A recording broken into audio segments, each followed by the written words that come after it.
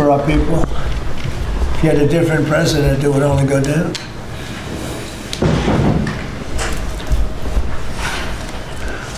Hello, everybody. Thank you.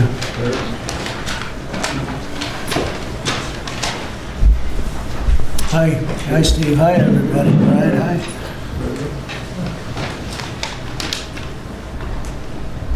Do you want to bring that camera over there? It's okay.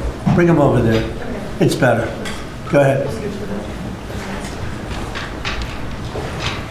Now, bring them over right into the center. Yeah, it's okay.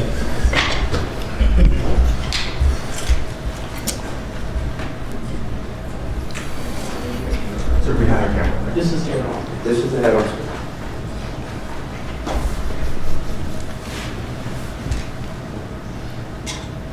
Nice to see you. Well, thank you very much. It's been an interesting day from the standpoint of news. As you probably know, we've just seized a tanker on the coast of Venezuela, a large tanker, very large. Largest one ever seized, actually. And other things are happening, so you'll be seeing that later, and you'll be talking about that later with some other people. Very excitingly for me and for the country, we've just launched the Trump Gold Card. It was about 30 minutes from now. The site goes up, and all funds go to the United States government. It could be a tremendous amount of money. It'll also be able to have people like this keep, as an example, just one example, there are a lot of examples, people just buying them. It's somewhat like a green card, but with big advantages over a green card. And companies are going to be able to go to the Wharton School of Finance, the Stern Business School, Harvard, MIT, wherever you may get your students, any school, and you're able to buy a card and keep that person in the United States, actually, so there's certainty, because I've heard from Tim Cook of Apple, and I've heard from a lot of people, some of the people at this table, that essentially in the United States you can't keep the student. You can't hire people from the best colleges because you don't know whether or not you can keep the person. They come and have the people get out, they throw the person out of the country, you graduate number one from your college, and there's no way of guaranteeing, I guess you could say, there's no way of guaranteeing that they're able to stay in the country. Howard, maybe you'll give a little description of the Trump Gold Card, please. Sure. So for an individual, it's $1 million, and for a corporation, it's $2 million. And as the president said, for a corporation, they spend $2 million. They can then have an employee, full vetting, the best vetting the government has ever done, $15,000 vetting to make sure these people absolutely qualify to be in America, absolutely qualify. And then the company can keep them here, and they have a path to citizenship, right? Obviously, they have to be perfect people in America, and having passed the vetting, after 5 years, they'll be available to become citizens, and then the corporation can put someone else on the card. So for a company, they can keep putting people on the card, one person per card, and for an individual, it's $1 million, and it's a gift to the United States of America to help America be great again under Donald Trump. And it's really two gifts. It's a gift of getting somebody great coming into our country, because we think these will be some tremendous people that wouldn't be allowed to stay. You know, they graduate from college, they have to go back to India, they have to go back to China, they have to go back to France, they have to go back to wherever they came from. Very hard to stay. It's a shame. It's ridiculous things. We're taking care of that. The companies are going to be very happy. I know Apple's going to be happy, but a lot of the companies, nobody talked to me more about it than Tim Cook. He said it's a real problem, and it's not going to be a problem anymore. As you know, they used to send people up to Canada and other places, other countries, so we solved that. And the other thing is it'll take in, we think, probably billions of dollars that will go to the Treasury of the United States, that will go to an account where we can do things positive for the country. So it'll be a great thing. We'll take it, I think, billions of dollars. Many billions of dollars, even. So that's very exciting. The Trump accounts are doing really well. We have a man on my right, Michael Dell, who's an extraordinary person. His wife is even more extraordinary. I think I can say that. They have such a good relationship. She's an extraordinary person. Absolutely. Right? Got a great wife. But they're two great people. And as you know, last week, Michael contributed $6,250 million. And this is just something that's so special. So many people are in love with that. He understood it right from the beginning. It was his idea, and he understood it right from the beginning. Could you give maybe just a little description of why you loved it for such a long period of time, and we were able to get it through the great big beautiful bill, basically? That's how what gave us the authorization to do it. Michael, please. Yeah, absolutely, sir. So, when we first heard about this idea, the idea was that the government would give $1,000 to a newborn baby in an account that they would own, and it would go in essentially the S&P 500 and compound. And when the child becomes 18, they could use that money to go to college, to buy a home, to start a business, to continue saving. And I thought that was a great idea. I thought that'd be great if companies matched the government's contribution, which we're doing, and a lot of the companies around the table have committed to doing that. And also the thought about this is, wow, this is going to be like a platform for families and communities and philanthropists to contribute to those accounts. And so we originally started with the idea of, well, what if we gave some money to all the kids in our home state of Texas, right? We thought that would be a nice thing to do. That's still a lot. Yeah, it is. 1 out of 10 new kids in America are born in Texas. It's pretty good. Happen to be a fan of the state of Texas, but anyway, we thought about it some more, and we thought, this is going to be something really special. We have a foundation. It focuses on children. It's been around for 26 years, and we said, well, why don't we go bigger? And so we talked about it, and now that the Investment America Act is a law, which that in itself is a incredible thing that occurred. It does create a platform, and we were super happy to announce that we would give $250. We arrived at $250 because next year will be the 250th birthday of America and 25 million children. We thought that was a nice thing to do because it would include most of the children that are 10 and under, that are not part of the government program, that live in zip codes where the median income is less than $150,000. And that was also an important part of our contribution. And I do believe there will be a number of other large gifts announced.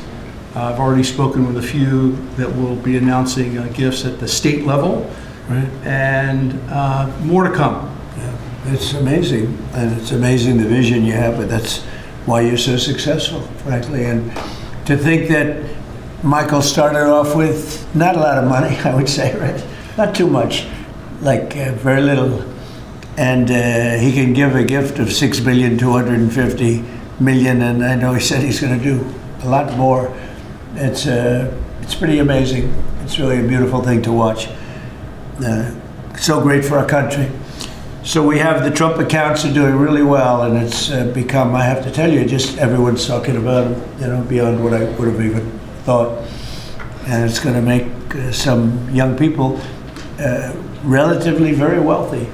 And in some cases, I mean, they could really be off to a great start. So some people have had that advantage and some people haven't, but it's a wonderful thing. Thank you to you and your beautiful wife. Thank you very much. So it's a pleasure to welcome so many brilliant minds and distinguished business leaders back to the White House. I love these brilliant minds, including Michael Dell of Dell Technologies, who makes a great product. And I want to thank him for what he's done, what we just discussed, the accounts. We also are grateful to be joined by Enrique Lores of HP.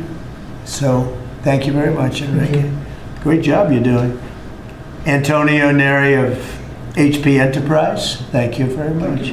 What's the difference between HP and HP Enterprise? We focus on the cloud security, networking, and large systems. The cloud's good. People have done very well with the cloud. That's great. Arvind Krishna of IBM, who's actually become, I would say, a legend.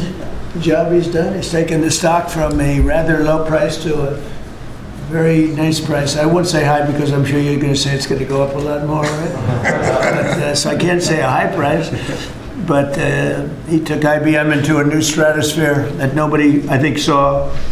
If you go back to before when he took over the company, nobody would have even imagined that you'd be able to do what you've done. So congratulations, become a good friend. Cristiano Amon of Qualcomm, and thank you very much. Congratulations on the success. Thank you. I know a lot about your company. You've done amazing. And Executive Director of the Technology CEO Council, Bruce Mailman. So, thank you very much.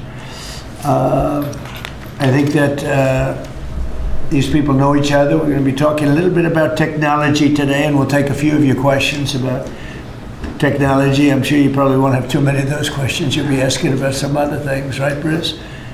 Our administration is committed to total dominance in technology. Right now, we're leading artificial intelligence by a lot. And I think, you look at what's going up, and we're writing rules, regulations. We want to keep it at the federal government level, so it's simple for the companies, very important, frankly.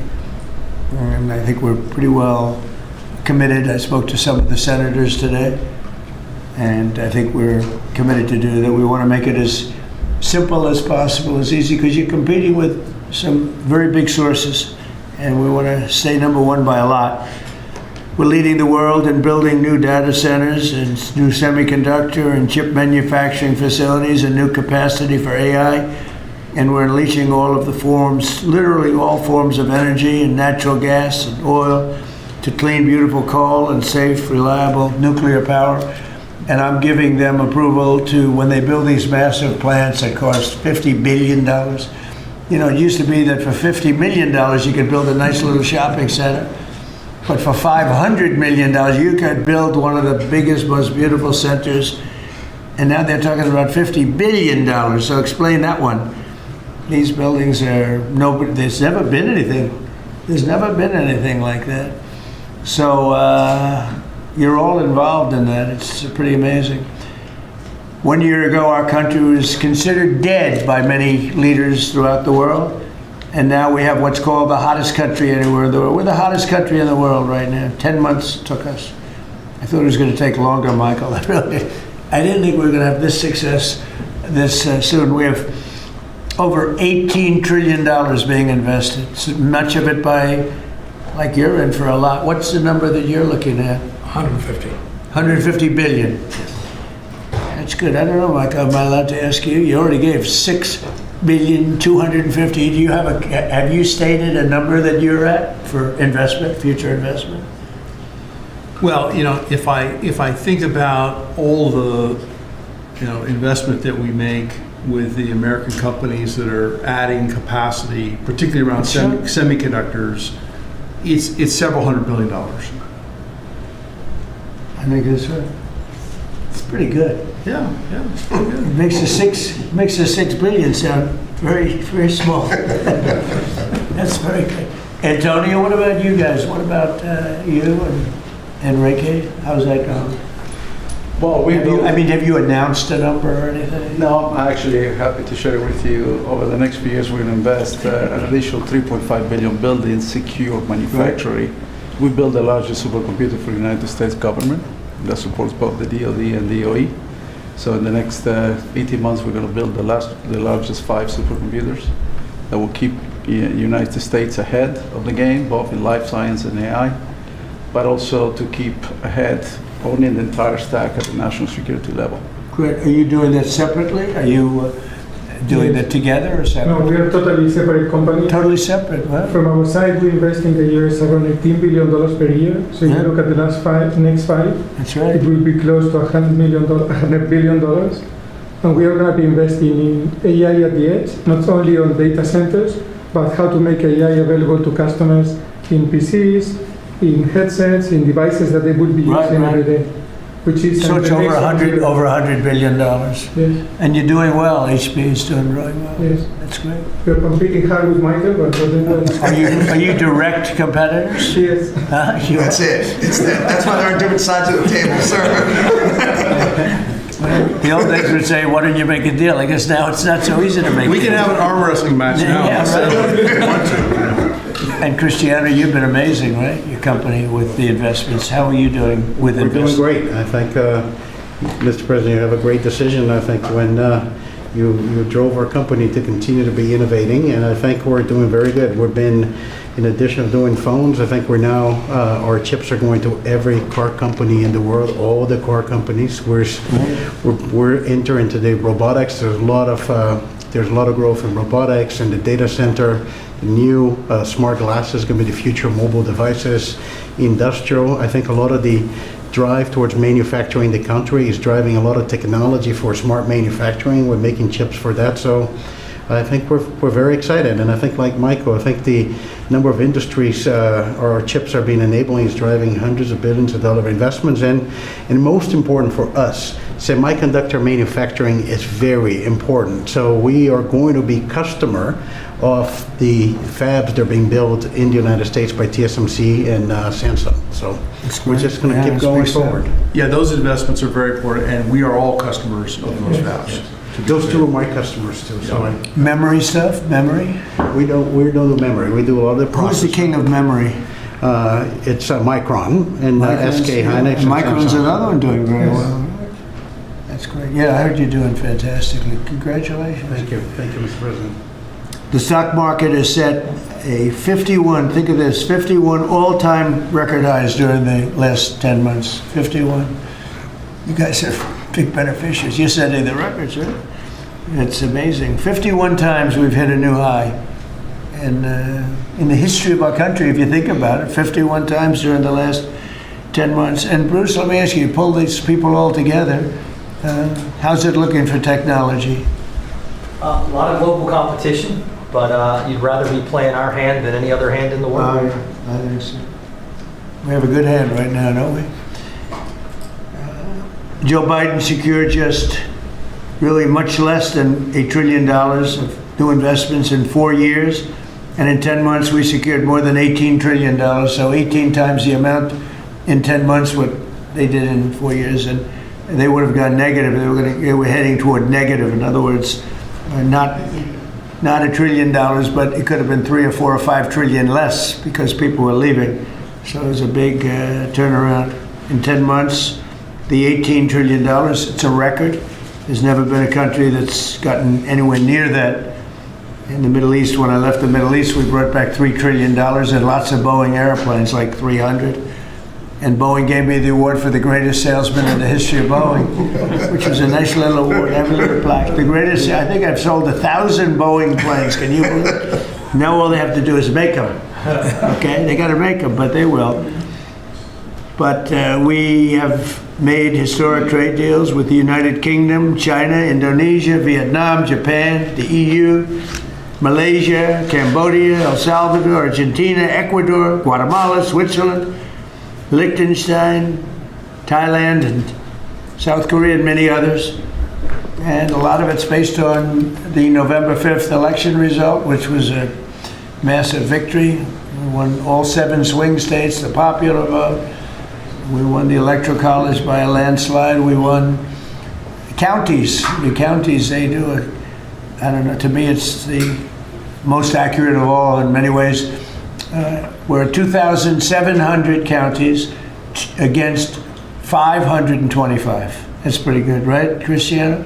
Pretty good. 2,700 against 525.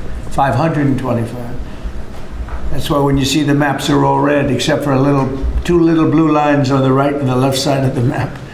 They're probably changing too. Americans are great builders, and in the Trump administration, America is once again a country where innovators get a green light. You have the greatest innovators in the world at this table, and representing a lot of their friends who are competitors and friends. But we're really on a big move to get rid of red tape so they can run their businesses and not have to wait 10 years for an approval.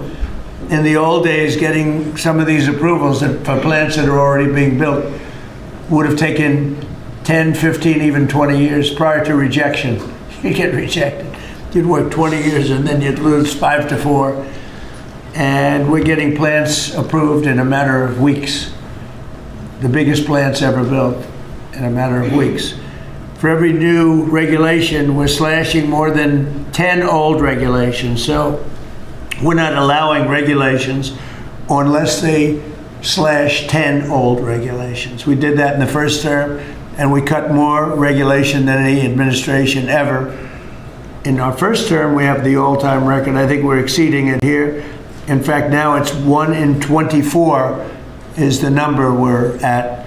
It's 1 in 10 you have to do, otherwise we're not letting you do it. But we're actually up to 1 in 24, so we get rid of 24 regulations for everyone. That's not a bad deal, right? And it's been very exciting, actually. But including, we're allowing 100 in the great big beautiful deal. We're allowing 100% expensing for capital expenditures, including investments in factories and equipment and structure. So including even structure. So that if Michael goes out and builds a factory, you can take it against tax immediately, the whole thing. You don't have to wait 38 years or do it over a 38-year period. And I think that's what made the first tax cut, which we, by the way, got extended in this tax cut. So, and you add it up, it's the biggest tax cut in the history of our country. But I think that the expensing factor, and it's good for 10 years too, I think that's maybe was the reason that so much growth was, there were other reasons, but so much growth was gotten in the first term. So earlier this year I said that the challenges of our time demand a new spirit of patriotism and national loyalty in Silicon Valley, smart people, and from the whole technology sector, and that patriotism is on huge display here in this room with some of the most brilliant people.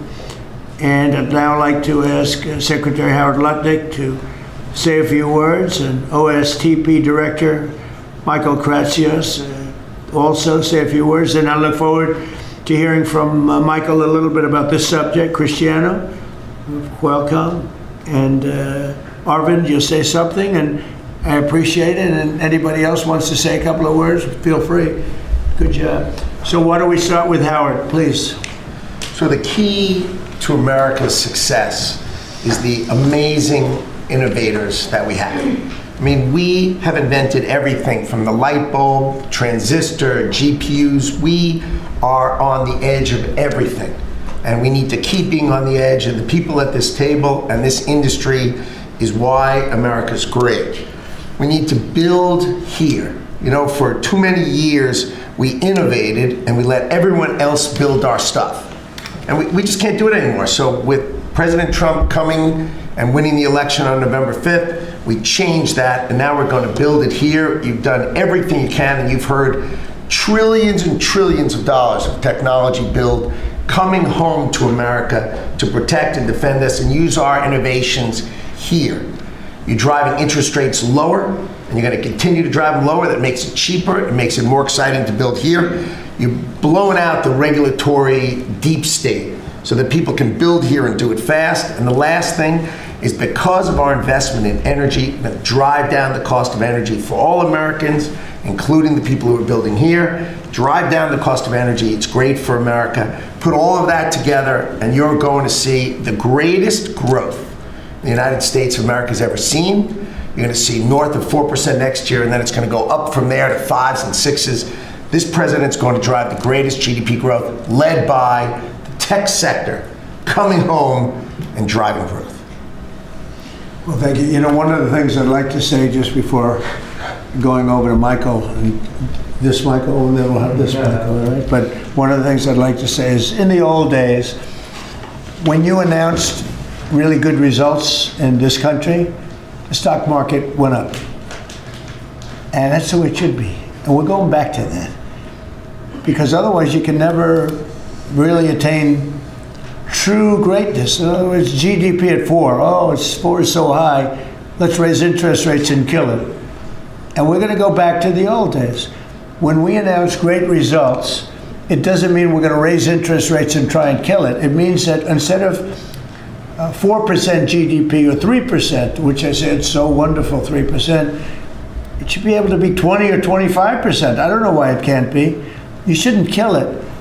And so we hope that if this country announces great results, because you're going to see great results over the next couple of years, all these plants, and I'm not just talking about AI, we have the biggest number of auto plants planned. Toyota just announced $10 billion in plants built various couple of locations, few locations in the country, just a little while ago. They're all coming here. They're coming here because of tariffs, because they don't want to pay tariffs, but they're coming here because of the election and the mindset. But when we announce good results, the market should go up. Now it's when you announce good results, Michael, the market goes down because they say, oh, that means things are good. That means we're going to kill it by raising interest rates. I think it's really wrong. It should be the opposite of what it is now. It should be the way it used to be. We announce good results, the market should go up, and we should keep driving it up and have it keep going up and let it be much, much bigger, much, much better. And, growth doesn't mean inflation. They're always afraid that, oh, we have, and if there is inflation, that's okay, then we can slow it down. But we should be able to do a lot better than 3 and 4. We're scheduled to be at 4%, which is pretty amazing because we have a deadhead Fed hair. I mean, this guy, the head of the Federal Reserve is a stiff. And, you fight that. It's amazing. We fight that, and yet interest rates are going down, except with him, not too much. He did a rather, I would say, a rather small number that could have been doubled, at least doubled. And that's the other thing. I think the rates for the United States are always the lowest in the world, because without us, there is no world. Without this economy, there's no world.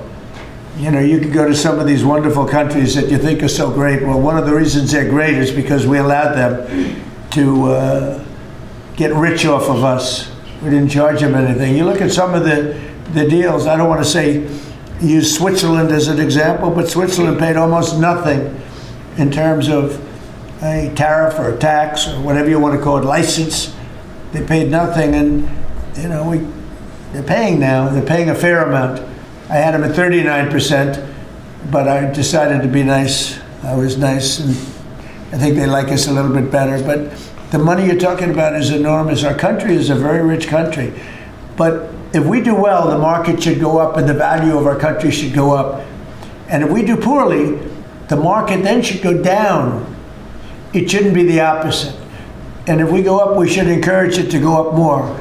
And those numbers, when you say, 3% of GDP or 4% of GDP, they should be much higher. So, I've wanted to say it. I do say it. I believe it. And we have to get a mindset that when a country's doing well, you don't want to kill the growth. That's what they're doing. They kill the growth. I don't know if you guys even agree with that. They kill the growth because they're so afraid of inflation. But you can have tremendous growth without inflation. Everything goes up with the growth. But that's not inflation. So I think we can do much better than traditional numbers. And you see that. You see that with what we're doing. We're leading in everything.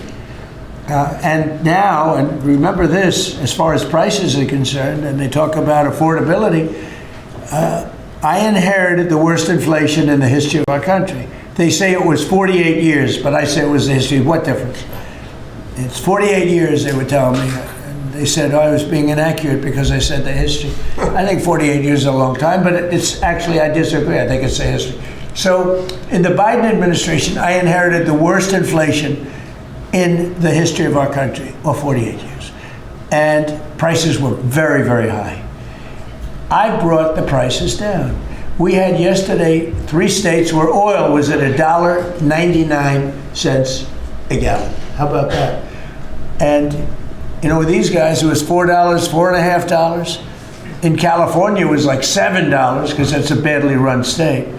But the price for oil and gas and everything else, the price of gasoline was $4.50, $5. And we just hit $1 and we broke $2. I was looking forward to that. Couple of states, 3 states. And I will say that when that happens, oil and gas and energy is so big, it's so big a category, you don't even know what number 2 is. There is no number 2. And when you have the prices coming down for energy like that, you've killed inflation and you're lowering prices. So I inherited very simply the highest prices in history, and I'm bringing them down really fast, led by energy. And when energy comes down, everything else comes down. But I've only been here a short while, and we gave them a beautiful, beautiful thing, and they destroyed it. They would have destroyed our country had they been allowed to stay. If we didn't win this election, if we had Kamala, who's the same as Joe, low IQ people, but if we had Kamala, as you would have a country that would be right now in ruins. I believe that 100%. Things would be in a state like nobody's ever seen before. Worse than anything you've ever imagined. Worse than 1929, in my opinion.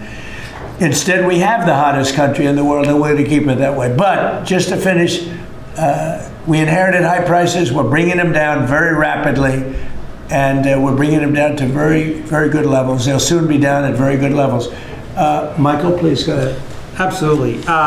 As everyone in this room probably knows very well, leadership in science and technology has been foundational to our economic and national security for 4 decades. And because of the policies that you have championed and the private sector partnerships that you have made, America currently is leading the world in S&T, and it's benefiting all Americans every day. The one thing that I want to remind this group of, and many of you know, the president has been arguing for American leadership in AI well before ChatGPT was even invented. The president signed an executive order on artificial intelligence leadership in 2019, which set the stage for the revolution that we're seeing today. In the past year, we've built on that. We signed out the AI Action Plan in July of this year, which the president launched here in Washington, along with 3 EOs. And I know a lot of that effort is around creating a regulatory environment to allow for companies like yours to thrive and for the applications that you build to have the biggest impact on Americans every day. So thank you for everything that you do, and I know we're going to keep working together to make sure that America is the home for the next great technological discoveries. All right, thank you, Michael. And Michael? Thank you, sir. Well, look, we greatly appreciate the focus the administration has on lowering energy costs. And energy is the substrate of manufacturing at the industrial level, and really an incredibly important input to the economy. We can't be competitive without a super low cost energy industry. And had a great meeting earlier today with Secretary Wright, and really appreciate all the work that he's been doing. This is, of course, incredibly important when it comes to AI, because it does consume a great deal of power. All the semiconductor manufacturing consumes a great deal of power. Another big area of focus for us is how we can take all this great AI technology, the AI stack of the innovative companies here in the United States, and sell that around the world. And I'd like to ask Arvind to speak a little bit more about this. Arvind? Thank you. So, Mr. President, first, we really would like to thank you for everything you're doing for economic growth, as you said. I completely agree with you. Economic growth then drives a lot of other benefits to everything else. We also want to thank you for all the work you're doing on deregulation and making things easier for business to participate in that growth. Michael spoke of the AI stack. It's incredibly important that under the action plans that you have laid out and Michael Kratzer just spoke of, we really help promote the AI stack, which is not semiconductors only. Those are incredibly important, but it's semiconductors, it's software, it's the systems which many of us here build, and it is the software applications on top. the ability to take those to all our friends in countries, so all the friendly countries, is going to be very, very important. And we wish to work with your government to make sure that we can do that, because otherwise we're afraid that competing countries are going to be able to get that stack. So we would say that. Anything that you're looking at that we can help you with so that you create a bigger and better IBM and hire a lot more people? Anything you need? A few countries, we'll speak to members of your administration to make sure that those can go and that barriers get lowered for being able to do it quickly. We agree guardrails are necessary, but lower barriers would be very, very helpful. You mean tariffs? No. Because are these countries are they tariffing you making your life difficult? Are they doing anything else to make your life difficult? It's the ability to take certain systems which have semiconductors inside them into these countries. So right now, because we have controls on where all the semiconductors can go, then the entire system is restricted. That's what we want to do. The same as how many countries do that? Probably a half dozen. So I can tell you the countries already. I know. Yes. I know every country very well, and we have ways of combating that quickly. So you'll let me know.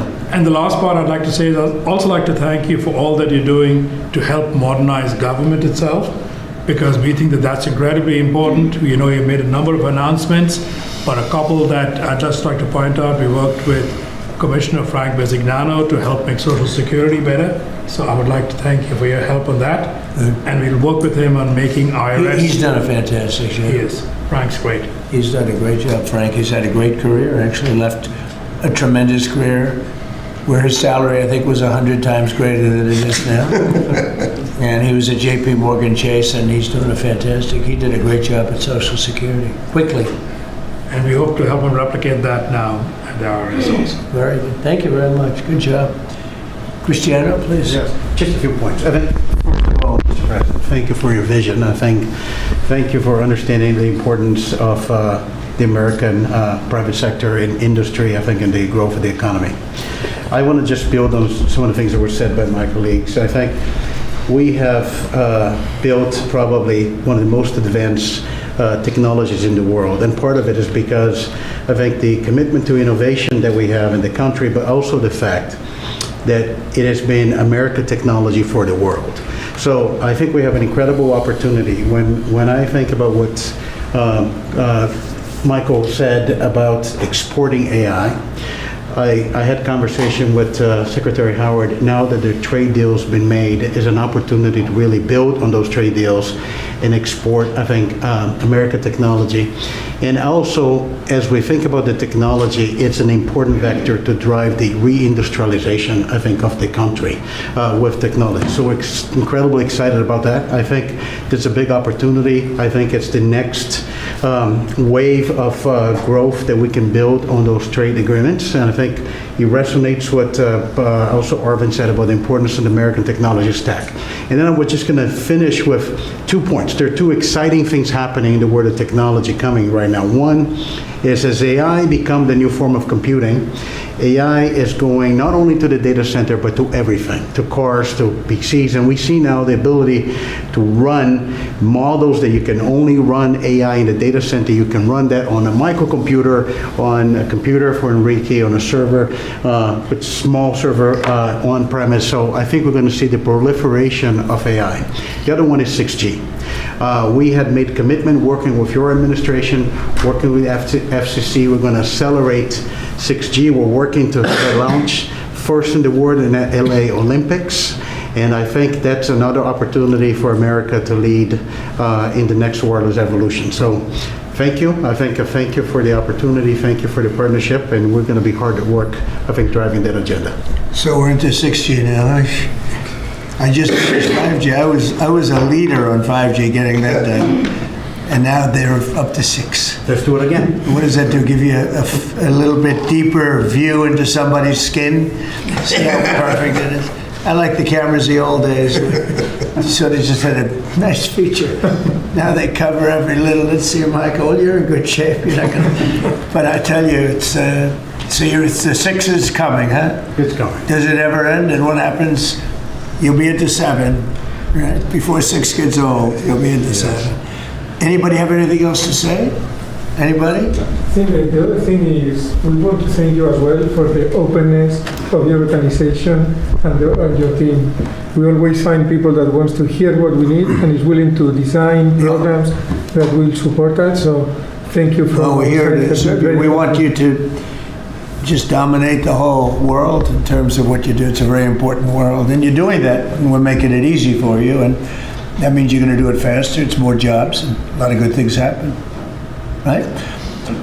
Go ahead, please. Mr. President, you may not recall, but in your first term, you actually sponsored the Department of Energy to build the largest systems ever built. And thanks to your sponsorship, the Department of Energy owns the 3 top supercomputers in the world, and we build them with them. And these are systems that can do quintillion operations per second. And that means we can solve I know. I remember. We made that possible. It's worked out very well. Good. Solve problems. So I know we're going to build the next generation again. Good. Sounds good to me. Any questions, please? Mr. President. Thank you. Can you explain a little more about this Venezuelan oil tanker and share a little more information? Well, I'll let the people do it, but you see the result, and I guess they probably have released the pictures by now or pretty soon. You'll discuss that with the appropriate people later on, but no, it was seized for a very good reason. Cuba. Sir, there's a new proposal from DHS that would see tourists from a lot of countries have to hand over 5 years of social media history to get a tourist visa.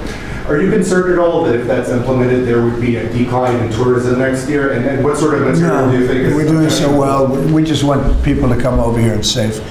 We want safety, we want security, we want to make sure we're not letting the wrong people come into our country. We're getting rid of a lot of bad ones from jails, from mental institutions, drug dealers.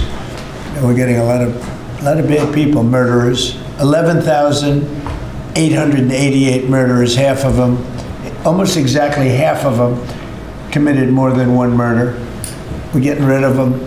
In some cases, we don't even want to get them out. We put them in jail because we're afraid they're going to come back into our country. We're not going to let them back in. So we've taken a very tough stand. And you see where we've been, like Washington, D.C. now, people walk down the streets, they go into restaurants at night. It's beautiful. It's like this beautiful thing to see because till I got here, this was a very, very bad place. We had a terrible thing happen 2 weeks ago with terrorism with regard to 2 National Guards people that are so phenomenal. One is no longer with us, and one, amazingly, we weren't looking with great hope on that, you know, that Andrew.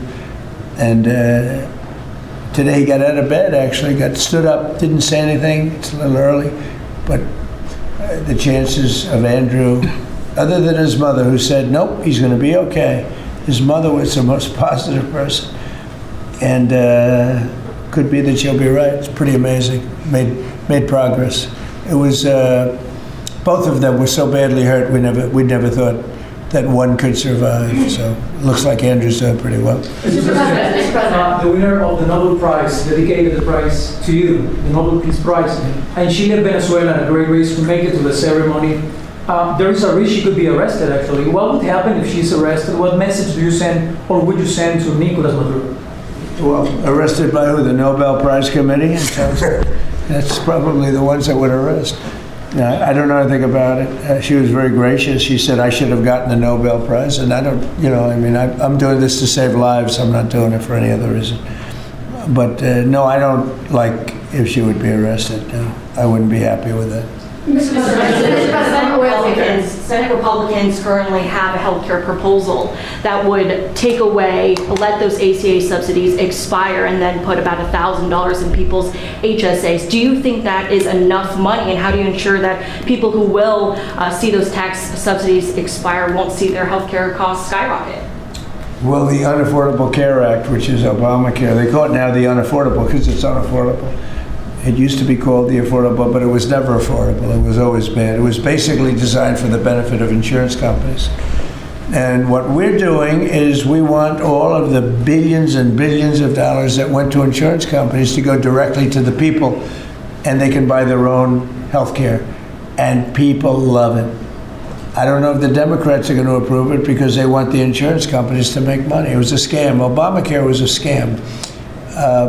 But we're going to see. I mean, the Republicans, I can tell you, want the money to go to the people. And we're winning that battle. The Democrats are having a hard time with it because they're in the pocket of the insurance companies. Yes, please. Yes, we spoke to some European leaders today, I think, sir, about Ukraine. I did. Could you tell us about that? And is there a new revised peace plan that Ukraine has presented? The leaders of France, we spoke to, and Germany, and UK, all very good leaders, very good friends of mine, and we discussed Ukraine in pretty strong words. And we'll see what happens. I mean, we're waiting to hear answers before we progress. You know, we're not spending any money in Ukraine. We're selling basically missiles and everything else to NATO, and NATO's paying us, and then they distribute it to who they want. I guess they're mostly distributing to Ukraine, but we're not spending money. But you know, we're spending a lot of time and a lot of effort. Because last month, 27,000 soldiers were killed. Both, think of it, 27,000. That's if you take a football game and take half the stadium, that's 27,000. So 27,000 soldiers were killed. Russian and Ukrainian soldiers were killed. And I want to see that stop. We'll find out. Look, there are a lot of things happening right now. A lot of people say it's closer than it's ever been. It's a war that would have never started. If I were president, would have never started. It's a war that should never have started. But we'll have it figured out, I think, within a pretty short When you say very strong terms, sir, could you explain that? Well, I think we had some little disputes about people, and we're going to see how it turns out. And we said before we go to a meeting, we want to know some things. You know, they would like us to go to a meeting over the weekend in Europe, and we'll make a determination depending on what they come back with. We don't want to be wasting time. Sometimes you have to let people fight it out, and sometimes you don't. But the problem with letting people fight it out is you're losing thousands of people a week. It's ridiculous. The whole thing is ridiculous. Mr. President, two questions. One, the oil tanker. Who owns that oil tanker? You'll get that information later. Okay, and have you spoken to Maduro since your last conversation? No. Or has it only been one conversation? No. And when you say that the European leaders want to have a meeting over the weekend, are you talking about with Zelensky or with them? With Zelensky and us. And you said in an interview yesterday that you think it's time for Zelensky to start accepting things. What things are you talking about? I think he has to be realistic, and I do wonder about, how long is it going to be till they have an election? It's a democracy. It's a long time. They haven't had an election in a long time. It's losing a lot of people, and it's possible that the people, if you look at the polls, I will say 82%, there was a poll that came out, 82% of the people are demanding a settlement be made, Ukrainian people. They want to see a settlement be made. I understand that. They're losing thousands and thousands of people a week. They want to see it ended. And I do say, at what point, when do they have an election in Ukraine? That's not casting dispersions on anybody, but they do have a massive corruption situation going on there. And they do say, when are they, people are asking this question, when do they have an election? Are they going to have an election? Or are they going to just keep it going like this? So I think it's time to get that war settled. And I think it's a war that can be settled. But it takes two to tango. Mr. President, Warner about the new owners of Warner Brothers Discovery to make changes at CNN, big changes, and have you spoken to Jared about it? What are you doing with him, or are you just sort of wall him off a little bit? So what do you want to know? What changes do you want to see at CNN under new ownership? Well, I'm not involved in that. I will be probably involved, maybe involved in the decision. It depends. You have some good companies bidding on it. I think the people that have run CNN for the last long period of time are a disgrace. I think it's imperative that CNN be sold, because you certainly wouldn't want to put people, just leave those people with some money, good money, and CNN, so that they can spend even more money spreading poison, because it's lies. It's a disgrace. So I wouldn't want to see the same company end up with CNN, the same company with money, because right now they don't have too much money, but they have value, I guess, based on the bids. They've got value. But I think CNN should be sold, because I think the people that are running CNN right now are either corrupt or incompetent. And that'll be a factor in the decision making, because we've got some. Well, in my mind, but I can be talked out of that by some very talented people that we have, antitrust people. But I just think that the people that have run CNN into the ground, by the way, nobody watches, very few people watch. I don't think they should be entrusted with running CNN any longer. So I think any deal should be guaranteed and certain that CNN is part of it, or sold separately. But I don't think the people that are running that company right now and running CNN, which is a very dishonest group of people, I don't think that should be allowed to continue. I think CNN should be sold along with everything else. Sir, you spoke about affordability earlier in your remarks and yesterday in Pennsylvania. How much more can we expect to see you on the road kind of delivering that message? And are you worried at all about the Democrats winning a couple more things in Miami and Georgia? I don't worry about it. It's like statistically, it's amazing. When you win the presidency, even if you win by a landslide like we did, and even if you do a good job, and some people say we've done the best opening 10 months in history, in the history of the presidency. I think we have. Who's done better? We ended 8 wars. We have the strongest economy. We have $18 trillion coming in, which is more than any country had, times I think 5 or 6. 18 trillion is a lot even in your standard, right? Yes, sir. Even for that guy, 18 trillion is big numbers. But we have $18 trillion coming in. Pretty amazing, right? I think Qualcomm would be very impressed if they had even a little piece of that.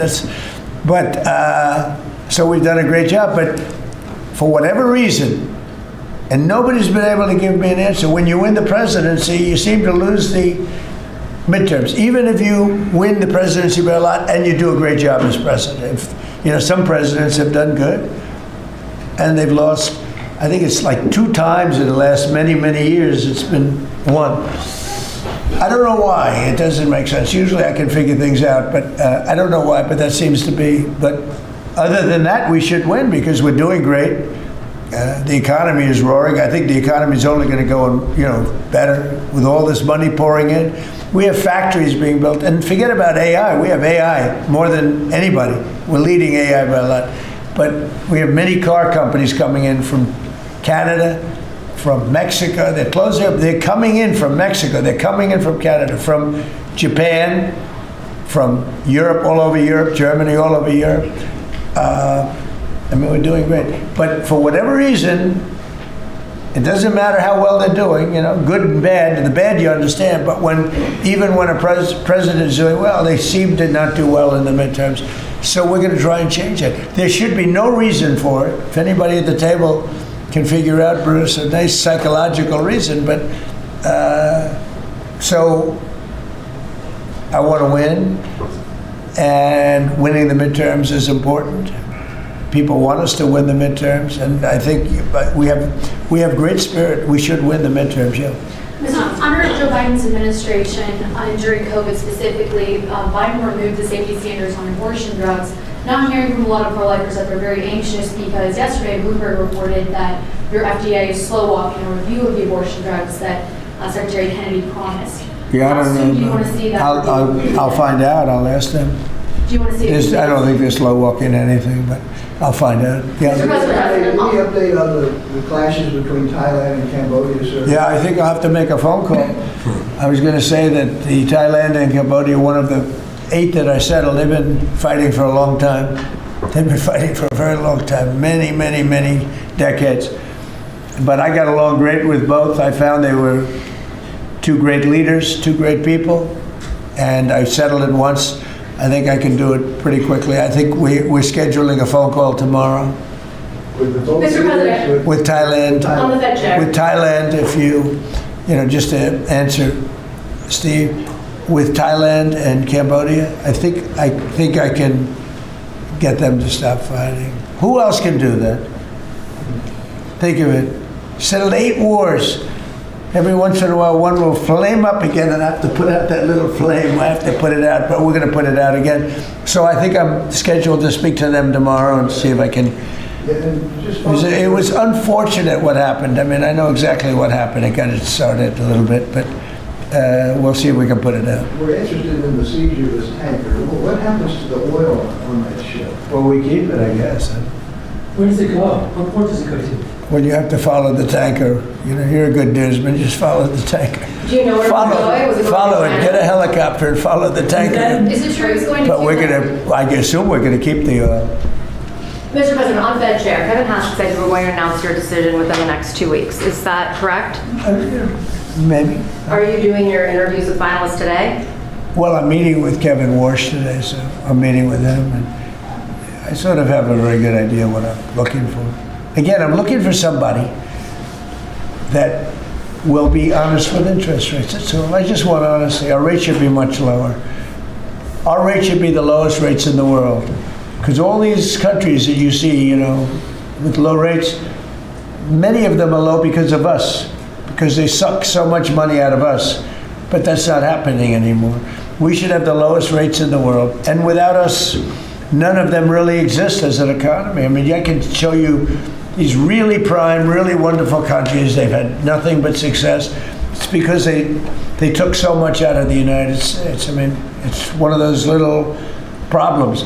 I want to see that when we do well, we're rewarded for doing well, not the way it's been for the last pretty long period of time. Are you asking these finalists to pledge to lower rates? Are you asking these finalists to pledge to lower rates if they become the chair? No, I'll be asking questions and I'll be able to figure it out. Mr. President, we have 3 countries sending drugs to the U.S., Mexico, Venezuela, and Colombia. And you talked to the president of Mexico, you already talked to Nicolas Maduro. Have you considered talking to the president of Colombia, whom you call a drug dealer? No, I haven't really thought too much about him. He's been fairly hostile to the United States, and I haven't given him a lot of thought. He's going to have himself some big problems if he doesn't wise up. Colombia is producing a lot of drugs. They have cocaine factories that they make cocaine, as you know, and they sell it right into the United States. So he better wise up, or he'll be next. He'll be next too. And I hope he's listening. He's going to be next. Yes, Mr. President. because we don't like people when they kill people, and they sell drugs. They kill them in the United States, and Colombia is a major manufacturer of drugs, meaning cocaine in particular, as you know. Thank you, Mr. President. Thank you. Multiple House Republicans in recent weeks, days, have been critical of Speaker Mike Johnson. I wanted to ask you if you're still confident in the Speaker to keep his conference together ahead of the midterms, and how often are you speaking about him? I think Mike Johnson is great. You know, he's had a majority of 2, 3, 4, then back to 2. We actually had 1. So we were 1 heart attack away from disaster. So everybody prayed for everybody's health. I think Mike Johnson's been a fantastic speaker. I mean, a very hard job because, you know, when you have a small majority, and we got the biggest bill in the history of our country approved, the Great Big Beautiful Bill. I call it the Great Big Beautiful Bill.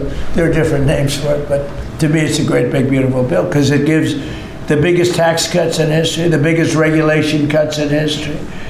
No tax on tips, no tax on Social Security, no tax on overtime.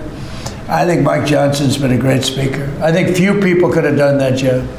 Do you want to see another big package move through Capitol Hill in the next year, or? Well, we don't need it because we got everything. You know, this was supposed to be 17 bills. And I think it was my idea, but, you know, with the concurrence of people that have done this a long time. And I said, why don't we make it 1 bill? Because it's very hard to get things approved by the Democrats.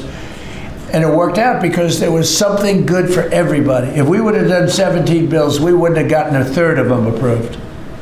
It was something great for everybody in the one, you know, the Great Big Beautiful Bill.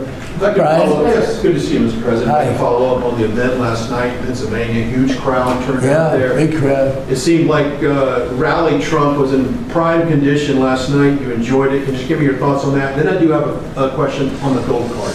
Last night was amazing in Pennsylvania. We had a tremendous crowd. It was like freezing. And the people, the thousands of people on the sidewalk trying to get in or the streets.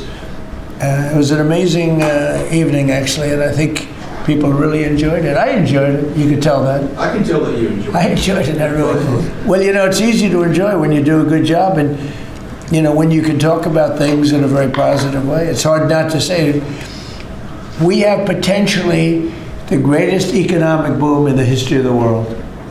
It's being built right now. And when it opens, there will be nothing ever in history like what's happening in our country. And, Washington, D.C. is safe, and Memphis is now. Look at Memphis. Crime is down 60% in Memphis. We just got there 3 weeks ago. And we're going to have New Orleans. New Orleans was we just sent a group of people there, and crime is down 28% in about 3 days. We do a good job, and these are central casting people. These people they're very tough people if they have to be. They're very good, they're great patriots, but they are the toughest, and they don't take any nonsense. And every place we go, we knock down crime. Too bad that we're not invited more into Chicago, because we could save Chicago very quickly. But even that, we're doing it on a minimal basis until, at some point we'll just go in and do what we have to do if the governor doesn't wise up. They got a bad governor, they have a bad mayor. I would say they're both incompetent, but it's hard to believe that people don't want to stop crime. We could stop the crime in Chicago in about 2 weeks. Go ahead. My question is on the gold card. I apologize if I missed the answer to this. Is there a limit to how many gold cards these companies can buy? Howard? So the program is part of the already approved visas. So we're just going to have great people come into this country. The average green card holder earned less than the average American. So they were more likely to be on the dole and be on our assistance programs than average Americans. And the idea is from President Trump, he wants to raise it, bring in the best people into America. So same visas, but now just full of the best people. Basically, it's a green card, but much better, much more powerful, a much stronger path. And a path is a big deal. Have to be great people, but much stronger path. And it also, in addition to that, helps companies, because not only for companies, but if IBM gets somebody #1 in his class at the Wharton School of Finance, and you're dying to get the person, but you can't guarantee the person stays in the country, because oftentimes they'll say, "I'm sorry, sir, you got to get out of here, you have 24 hours, right?" And you say, "Where's my employee?" Now IBM can buy a card, and that employee can be there for essentially a very long period of time. Mr. President, could you tell Bruce? It's so needed for the companies. It's needed for others, but really it's basically a much better form of a green card. And you can't get green cards. They are impossible to get. This is much better than a green card. Yeah. Yes, so did you tell Bruce Blakely not to run for governor, or that she should think about not running for governor? I haven't spoken to, first of all, he's a friend, she's a friend. These are two great people running. In a way, I hate to see them running against each other. I hope they're not going to be damaging each other. But Elisa's fantastic, and Bruce is, they're two fantastic people. And I always hate it when two very good friends of mine are running. And I hope there's not a lot of damage done. Sometimes it works the other way. The victor ends up being much stronger because of it. A lot of times that happens in politics. You think you'll step in a couple months after you see who performs? Well, I think in New York we have a convention toward the end of February, and I think you'll know pretty much at the end of February what's going to happen. And I'll probably have to, do what I want to do. But I hope that he's running now, as you know, and she's running. We have two very talented people. Either one should win against the Democrats. Mr. President, the Prisoner Legacy story lately focuses on one of your cabinet members predicting that you're going to fire this one or you're going to get rid of that one. Of all your cabinet members, who would you perceive as the most under attack? Well, I think my cabinet's fantastic. I read these same stories that I'm unhappy with this one or that one, and I'm not. I think the cabinet's done a great job. I read a story that I was unhappy with Pete because he was attacking drug dealers. I said, that's not exactly right. I would say very much the opposite. Pete Hegseth has been phenomenal. I read a story recently, I'm unhappy with Christie. I'm so happy with it. I mean, we have a closed border. We have a border that's the best border in the history of our country. Why would I be unhappy? She's fantastic, actually. No, we have a fantastic cabinet. Really fantastic cabinet. I mean, Lutnick I'll have to think about. No, can't have everything. Can't have everything. He's doing great. Well, Howard's done really well, and Scott's done really well. We have just a fantastic cabinet. I'll tell you who's doing a great job is Linda McMahon. We're bringing education back to the states where it belongs. Education is going, we can't do any worse than we're doing right now. Let the states run it. You know, if you go back to some of our states that are run so well, so good, I would say 40 of them. And then you'll have trouble with 5, and you'll have bigger trouble with another 5. But you have 35 or 40 states that will run education as good as Norway or Denmark, Sweden. We have some, you know, the heads of the list are Denmark, Norway, Sweden, a few others. I think if you go to Iowa and you go to Indiana and you go to, I can name a lot of states, I think it would be almost the equivalent or maybe better. But you can't run a school system in Iowa from Washington, D.C. Yeah. Sir, the Gaza plan, when do you expect to announce members of the Board of Peace, the leadership of that? Well, we'll do it early next year. And the Board of Peace are going to, it'll be one of the most legendary boards ever. Everybody wants to be on it. It's mostly going to be, I guess, you know, we weren't thinking about it that way, but they want to all do it. Basically, it'll be the heads of the most important countries. Mr. President. They all want to be on. It wasn't really planned. We thought we were going to get very distinguished people that do that kind of thing for a living. But really, it looks like it's turning out to be, they want to be on the heads, the kings and the presidents, prime ministers, they all want to be on the Board of Peace. Mr. President, as you follow up to last night's rally, can you clarify, you have called the affordability crisis as a Democratic hoax, but you also want to make America affordable again? No, the word that they use is a hoax, and because they're the ones that caused the problem. I'm talking about when you're trying to say it a different way. Now, it's pretty simple, though, if you listen.